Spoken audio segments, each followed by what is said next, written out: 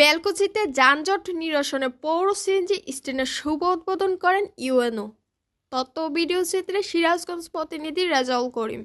সিরাজগঞ্জের বেলকুচি উপজেলা মুকুন্দগাতী বাস স্ট্যান্ডে বেলকুচিবাসীর দীর্ঘদিনের ভোগান্তি যানজট নিরসনে পৌরসভার অর্থায়নে পৃথক স্থানে নিরাপদ পৌর সিএনজি স্ট্যান্ডের শুভ উদ্বোধন করেন বেলকুচি উপজেলা নির্বাহী অফিসার ও পৌর প্রশাসক আফরিন জাহান।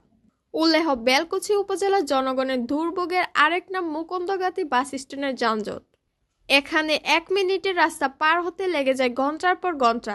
অনেক সময় ইমার্জেন্সি রোগী নিয়ে অ্যাম্বুলেন্স সময় মতো হাসপাতালে পৌঁছাতে পারে না। অনেক রোগীর জীবন আশঙ্কাজনক মুহূর্ত কাটাতে হয়েছে।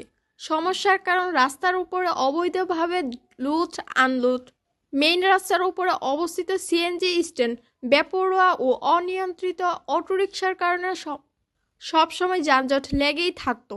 সেই যানজট নিরসনে রাস্তার উপর থেকে সিএনজি স্ট্যান্ড সরিয়ে পৃথক স্থান করা হয়েছে পৌর সিএনজি স্ট্যান্ড।